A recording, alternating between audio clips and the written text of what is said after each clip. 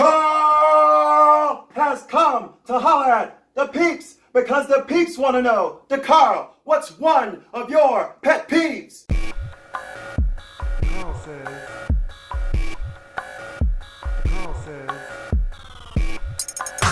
Well, DeCarl is going to tell you exactly, and I do mean exactly, about one of his pet peeves. Surely, if anyone with a pulse has been watching this program every week, DeCarl has come out and he's ranted about one thing or another. He's ranted about his peeves. He's ranted about the Peeps peeves. He's ranted about his papa's peeves and his mama's peeves. Well, DeCarl's so grateful that you've watched those previous peeves, and he's even more grateful that the peeps are giving him an opportunity to share not a puny peeve, not a petite peeve, but a pet peeve. DeCarl hasn't talked about a pet peeve yet, so thank you for letting DeCarl rant today. However, DeCarl's got a challenge. He's got so many pet peeves that he's going to have to reach into his pouch of peeves and pull out one peeve in particular to pop off about. So DeCarl is going to reach into his pouch of peeves and he's going to pull out a card that's going to have the peeve of the day.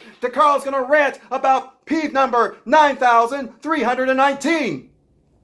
Make that 6,132. Yes, DeCarl is going to rant about the pet peeve concerning crowd participation. That's right, crowd participation. Let DeCarl set this up for you. Not too long ago, DeCarl's cousin Carlton, did a real nice thing for DeCarl. He took DeCarl to a concert, but not just any concert, a concert concerning one of the greatest groups to have ever graced the stage, one of DeCarl's favorite groups of all time. The group shall remain nameless. However, let's say their name has something to do with dirt, wind, and flames. Nonetheless, DeCarl was excited about going on this little trip to hear his favorite group live and in person in concert. However, DeCarl had to go through some things to get to that point. You see, since Cousin Carlton was treating DeCarl, Cousin Carlton drove DeCarl all the way there. It was a 2-hour drive. And guess what?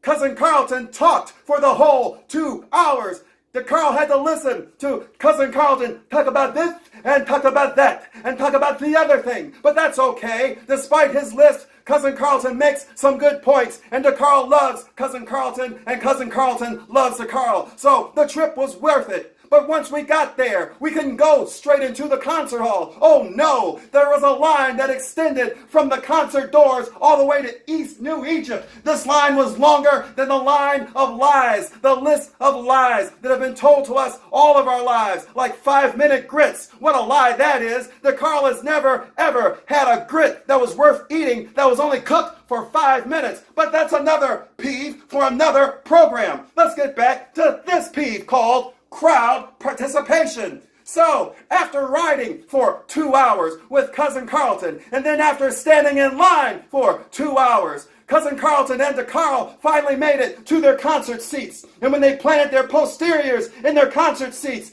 DeCarl and Cousin Carlton had to listen to another 2 hours worth of groups that they never heard before. There were these acts that DeCarl never had seen. He had to listen to Pookie. He had to listen to Pee-wee. He had to listen to Rudy Poo and every other person and every other group that he'd never heard before for a whole nother 2 hours. So now the anticipation, now the expectations are building up. And finally, after 2 hours, finally, the group of the hour comes out on the stage. The lights go up. The band starts to play. And DeCarl can now recognize some of the music that was being played. Oh yes, it was DeCarl's favorite song for that day. The group was doing such a great job. The music sounded so good. DeCarl started to bounce in his chair. And then the lead singer came out and he did what he does best. He was crooning and DeCarl was grooving. And then came the hook when it came time for the head singer, the lead singer, to sing the hook, to sing the chorus, to say the words that DeCarl had been waiting for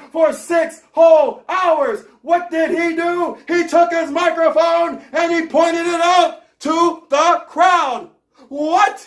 DeCarl did not wait 6 hours to hear the crowd sing his songs. No, DeCarl did not come there for crowd participation. DeCarl came to hear dirt, wind, and flames, not all of the peeps around him, and especially not Cousin Carlton, because Cousin Carlton can't sing a thing. So DeCarl had to listen to all of the crowd sing the song that he wanted to hear the way that he heard it when he heard it on the CD, the way that he heard it on the radio. He didn't like what he heard live. And fortunately, DeCarl did not pay for that ticket, because if DeCarl had paid for that ticket, he would have found his way up to that stage. He would have snatched the microphone out of the man's hands and said, DeCarl doesn't pay $200 to hear his cousin and the whole world sing your song. No, DeCarl wouldn't even pay $20. If DeCarl wanted to hear somebody else sing your song, DeCarl would have said so. And plus, DeCarl's not here to sing for you. Oh no, DeCarl's not here to hear himself sing. He wants to hear you sing. So you've got a choice. You either can take this microphone and sing the song the way that DeCarl has heard it, or DeCarl can take this microphone and But fortunately, that didn't happen because DeCarl didn't pay. So all of the artists out there, if you're going to do some crowd participation, make sure that DeCarl is not in the audience, because DeCarl's not paying to hear any crowd participation. And if you want DeCarl to participate, you're going to have to give DeCarl some money so he'll come up there and participate with you. And that is that for DeCarl Has Spoken. Join the peeps. Remember to comment, share, and subscribe.